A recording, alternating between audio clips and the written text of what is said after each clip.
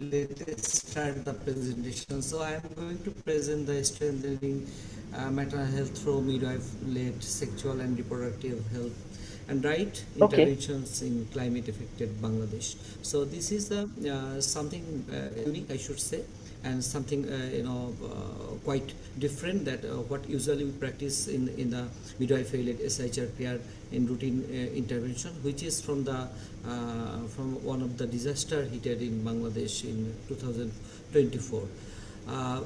As you know, if I go to the next slide, so Bangladesh Dr. is Animesh, may I do your introduction so we know who you are? okay. Okay, Sorry, before I because our, going our to have listeners a don't know who overview, you are. absolutely. I'm Dr. Animesh Biswas. I'm working as a program specialist in United Nations Population Fund Bangladesh Country Office. My focus is on maternal health. So I've been working for the last more than 8 years in UNFPA Country Office, and I've been working in maternal health and public health for last 20 years after completion my medical graduation and doctoral study in maternal health. So now come back to the presentation. So what I wanted to share about the Bangladesh context and how the Bangladesh looks like. So you can see the map, and then map is showing the big map, but it's not big because the country has a 175 million population. You can imagine with a very small country having the huge number of population, and more than half of the population, around 51% of the whole population, are women, according to the last census we have done in 2022. And you can also imagine the population density is showing in the coastal area is 1000 per square kilometer, in the city like in the capital is more than that. So you can imagine that how much population we have, and then the density of the population. So within the very small country there are 300 rivers, and there are many boundaries of rivers. So we are fully, the map showing the one part of the country is the Bay of Bengal, the ocean is there. So the remaining part is covered by the border side with our border is with India, the neighboring country, but and also Myanmar. At the same time, the most of the rivers coming from the India and China, and those rivers are, and Nepal, probably one to from the Myanmar. So not Nepal, Myanmar. So those rivers are ultimately terminated to the Bay of Bengal. So therefore, the climate vulnerability and the risk of the disaster is very high. And into 2024, we had a disaster. We had in fact 4 disasters in 1 year. The big volume of disaster like cyclone hit, the monsoon flood, and the repeated monsoon flood and the flash flood. So there are more than 18 million population has been affected as per the MISP, minimum initial service package calculator. And then the disruption of the service, women and girls are not accessible to get the quality care from the facility. Those are the biggest challenges happen, since the country is the ninth country globally are affecting on the climate change and its impact, and the growing risk of different natural calamities include the earthquake even in the recent years. So you can imagine, and you can find the country considering the geographical location, diversity of the population, and then the whole mapping, and where we are really located in the map is showing that the vulnerability of our population significantly impact in our routine life, particularly during the disaster period. The monsoon is really critical, and we have like 6 seasons in a year. Every 2 months we have one season, and the monsoon, and before monsoon there is a cyclone season, and then after monsoon, after autumn, there is another cyclone season. So that's been around the year more or less 6 months we are having a huge risk of different natural disasters. So Now come to the cyclone Remal, how it has been impacted in 2024. Then you can understand the gravity of the whole thing, and then how later on I talk about that how our midwives, the champions who have been contributed in this disaster scenario. So climate impacted heavily in the country. Remal, following the Remal, it has been heated in May 2024. About 3.75 million people across the 19 districts are affected, and there are some of the major districts out of the 19 districts are heavily impacted. The most affected districts is around 7 to 8 districts. So rainfall was like 300 to 400 millimeter, and there was a storm, and wind speed was more than 100 kilometer per hour. So, and then the following the rain and sudden rise of water, and heavily disrupted that different point, water point like tube oil, and non-functionality, sanitation facilities damaged, and the flood and transportation is a massive disruption happened, and that increased the risk for the pregnant women by delaying access to get the maternal healthcare services from the facility. So the accessibility was poor, and then accessibility and the reaching the facility on time was really big task for the women to go. So you can understand that I told about the 7 to 8 districts are mostly affected. Out of that, 3 districts where the mostly hard to reach, and those districts are the most affected districts. So I said only 19 districts, then 7 to 8 districts. Now come to the 3 districts, which is Bagherat, Satkhira and Potuakhali. You can understand the context of some of the sub-district of the district, and there the context you can find from my slide, that is saying that some of the places are very border side, surrounded by rivers. It goes 2 to 3 hours to go by river, and crossing a lot of different channels, and in some places are very difficult because there are no access of road in the rainy season, muddy land, and all through water lot happen, and sometimes it required the boat launch or trawler to go to the sub districts. It takes about the many hours to reach out that sub district from the district point, and so those are the critical challenges in those districts. And the cyclone has been impacted heavily in those districts. Following the disruption was massive, and you can find from one of the pictures showing the midwife is walking in the very muddy affected road in one of those districts. So UNFPA had as a part of the humanitarian response, we had a response on how to ensure the SIHR services are not disrupted. At the same time, the continuation of the normal service are returned to normalization of the whole service following the minimum initial service package initiation. So we have done a lot of things. Mobile health camp, one of the intervention we did, reaching the most unreached, ensuring that no one is living behind, and providing the service at the doorsteps where the pregnant women are not able to come to the facility. And then one of the intervention was the blue colored, you can see in the bullet, is that supported the midwifery-led care at the union level facility to strengthen the maternity and SIHR services.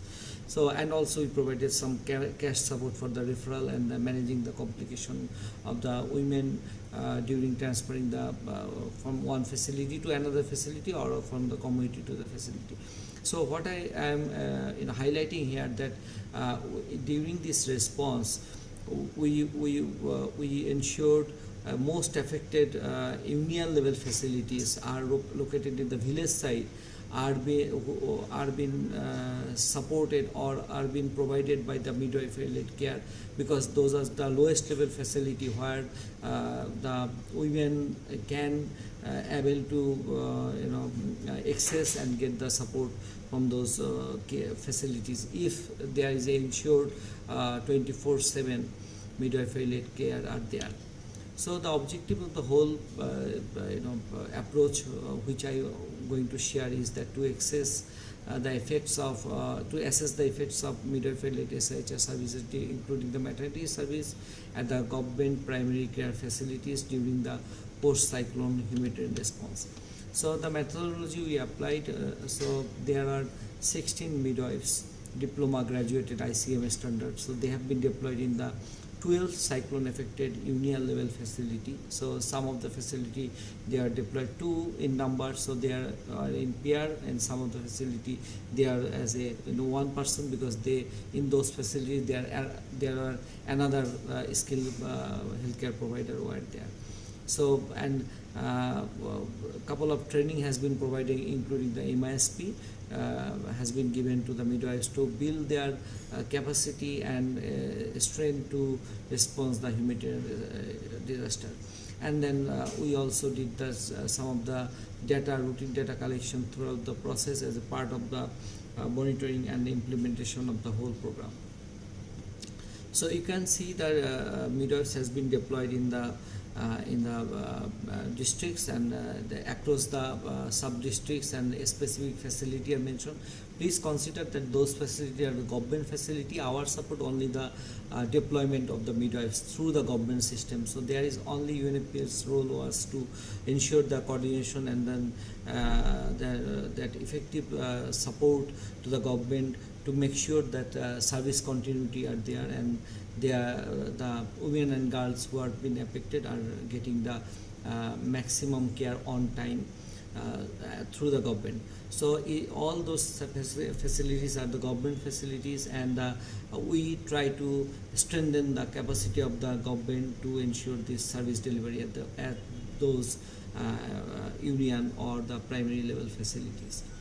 Now the capacity development, we have given several capacity to them hand-on skill sessions, because although they have been highly qualified, because they are ICMA standard graduate midwives, and they have a certification, and also they have that intern completed. Some of them, the 60 midwives has been chosen who already been worked earlier before in different disaster response in earlier settings. So from that pool we have invited them or recruited them to join this mission for 5-month service in those facilities. As you know that in the humanitarian response setting, there after a disaster, the normal continuity of the service are established within the 3 to 6 months. So we provided service to those facilities within the limit of 5 months because of this global standard of the disaster response mechanism. And in these 5 months, those highly skilled, qualified, competent midwives are being given additional training on MISP and some of the orientation on the maternal health issues, family planning, commodity supplies, and then respectful maternity care, sexually transmitted disease, cervical cancer prevention, some of the awareness and counseling on counseling. And then the facility which have been chosen by the government, because government has selected the most affected facilities which are affected by the cyclone. So those facilities are really underserved, and though there are several disruptions, either the logistic has been poorly supplied or not supplied, there are shortage of the equipments or being damaged. So those type of things. So we ensure the facility coverage. We did the quick need assessment, what is available, how much ready facility is ready to provide care. At the same time, since the midwife is deploying in these facilities, their safety, security, and their presence in those facilities 24/7 need to be ensured. So their accommodation, residence, wash facility, those things also need to are assessed. So based on that, the service readiness, we have checked the essential equipment, medicine, basic logistics which are required to provide the maternal and newborn care and the delivery care. We provided some of the key supplies which are essential, which are required, and based on the need and based on the what the assessment gap was there. So it's not likely we give too much or we give minimal. We give whatever is required through the government process. So infrastructure support, we give some, not giving the infrastructure in that sense. We rather than we provide the delivery bills, some of the oxygen cylinder, something like that. So also we organize the process for the account, handover process, how those equipment are being provided to the government facilities, how those will be used, how the inventory will be maintained, how it will be disbursed. So those type of things with the expected outcome that those will be functional and midwifery will be able to provide 24/7 delivery. Now come to the service continuity. So the basic principle was that we wanted to ensure the service continuity in those highly disrupted facility, decentralize the deployment so that we work in the grassroots level where there is a heavily huge need is there. So community linkage, we also try to bridging the gap between the community and facility and ensuring that community are knowing that fact that those facilities are providing by the 24/7 care. And then emergency preparedness, we ensure that midwives are managed to meet the complications and timely referral and the respectful women-centered care. So those are the principles we adopted. We provided the basic services, essential SIHR services, mostly BMOC services, antenatal care, skilled birth attendance, the delivery, postnatal care, family planning services, particularly postpartum family planning and counseling, and referral, do the proper coordination, establish the referral linkage so that no patient is missing, and ensure that the referral facility also timely receive the patient and getting the care. So those are the also tasks of midwives to ensure those type of networking and linkage between their facility to the higher facility. And the health education outreach, so those midwives also did a lot of outreach session in the community to build the knowledge of the community and bringing them to the facility, assure them, build their confidence and commit at the community level that their presence means a lot in the facility level to ensure that those mothers will not be without care they will not go. So they will ensure the maximum care at the facility by the midwives.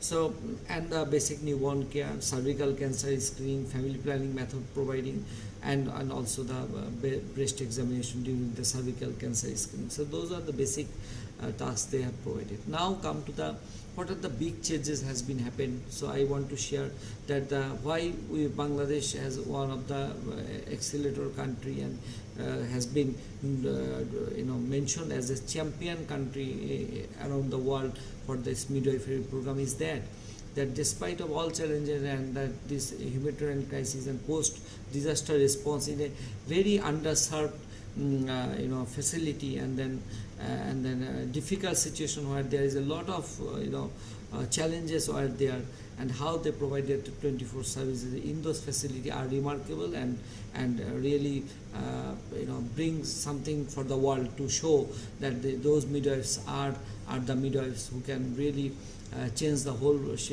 paradigm of maternal health.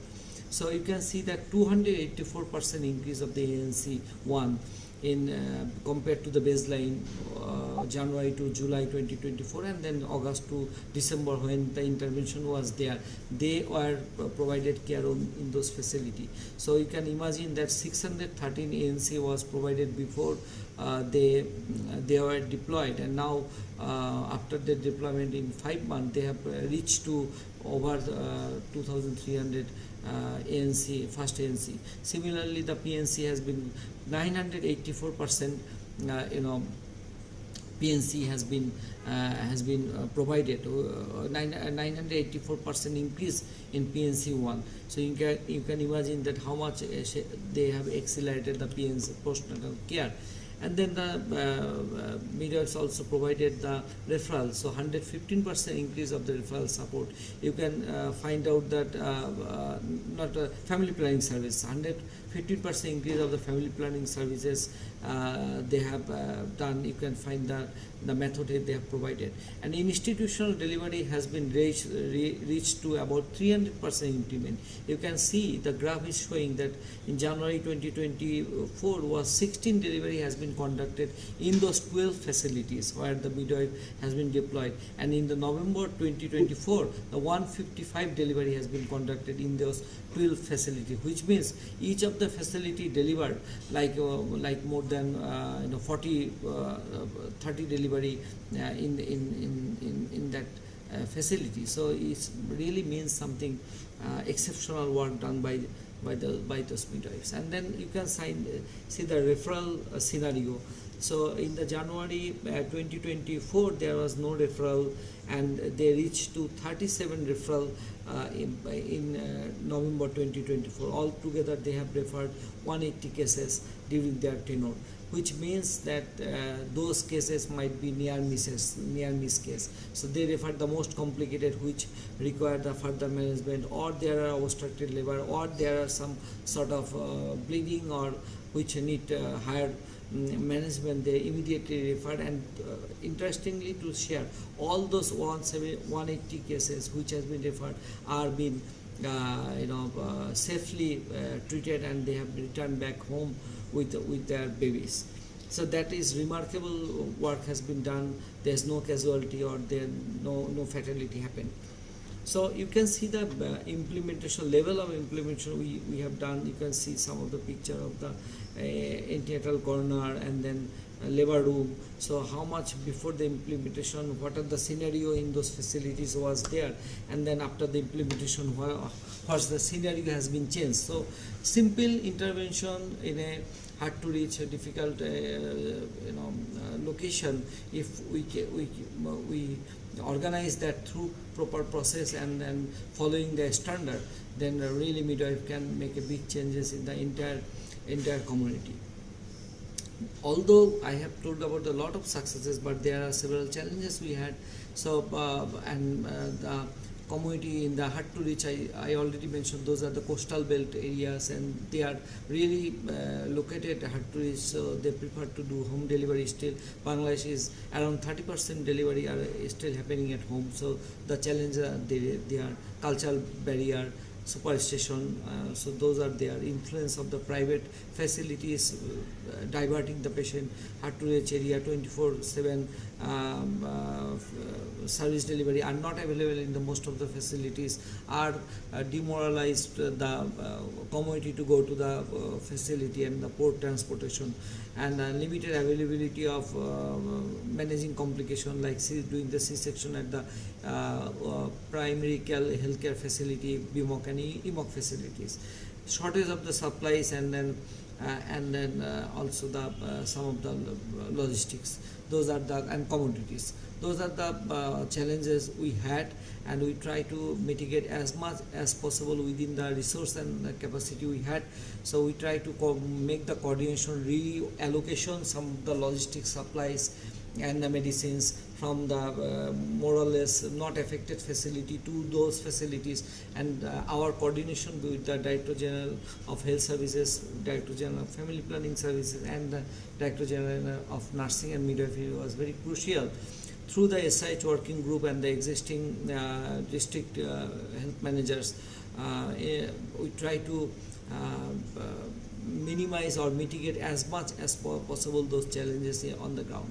But the lesson we have learned although is a very short-term work, but that short-term work really meant a lot. We have proof that midwifery-led services at unit level facility can rapidly restore the maternal health services in the hard to reach where the cyclone has been affected. So if such model can be adopted in a disaster scenario, in midwife can be deployed in a short term, then there is a high possibility and proven experience of restoration of the normal maternity care services. So midwife who have been deployed, so they continue generating demand in the community level, and they did lot of outreach and the counseling session. Those are the critical pieces in the whole program.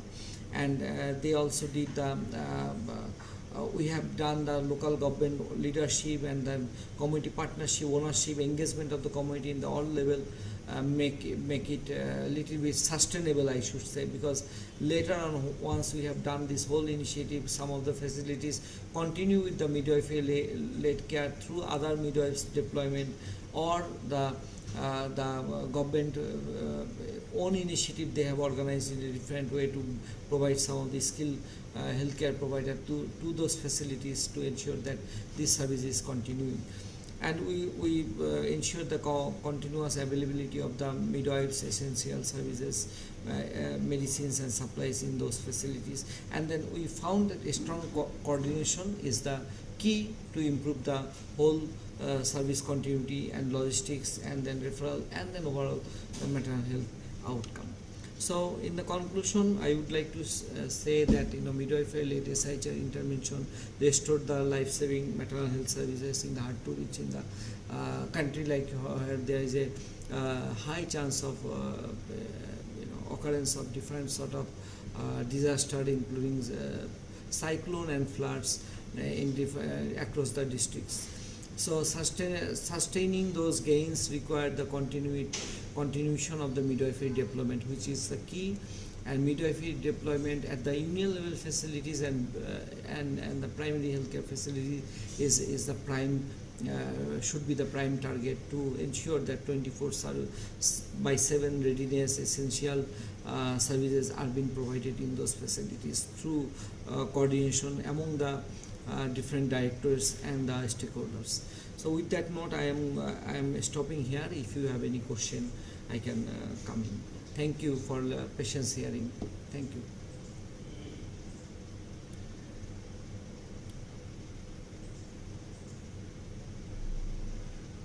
Getting lots of ovations there for all that work. Dr. Animesh, thank you so much.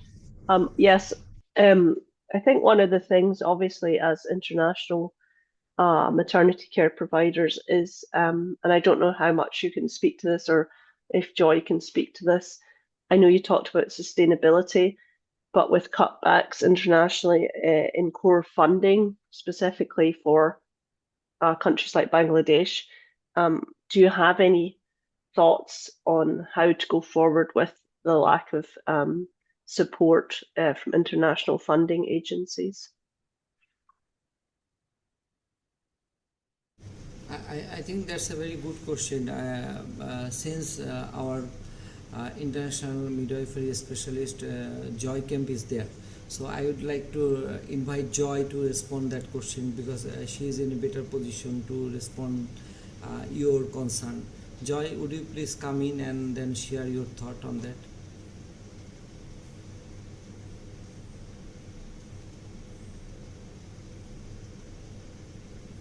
Joy, are you there? I think she's still here.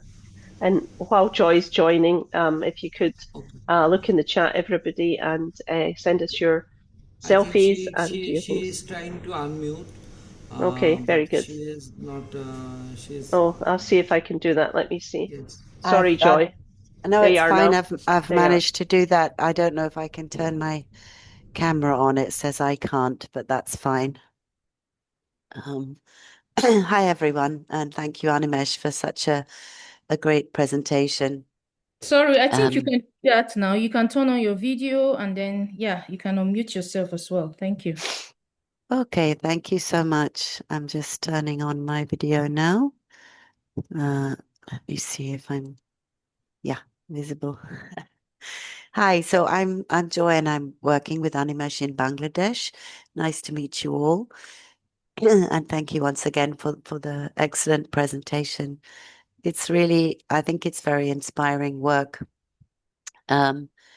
definitely, we are so prone to natural disasters, all kinds of disasters here in Bangladesh. But it's a really good question, Jane, about the sustainability, because for us at the United Nations, like many other agencies, we're facing big cuts in funding. My own job will finish in July as our program funds come to an end. And definitely, we have to push for sustainability now. And we're, as a UN family, really trying to move from the funding model to the financing model, which means that we're looking to governments to finance the programs that they need for their countries without relying on external funding from agencies like UN or donor countries. So we have to do a lot of work with government to ensure that this kind of response, not just for humanitarian response, but also for regular midwifery services, is included in the budgets from the ministries of health.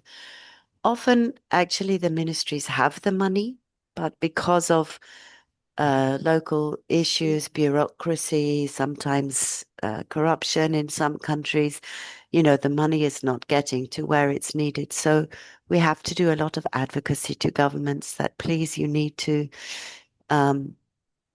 maintain this budget within your own, from your own revenue streams. And that takes time. We are doing it, and we're very pleased that much of the work that we've been doing is included now for the next year in the government's budgets going forward. But I think for humanitarian work, that piece is still missing.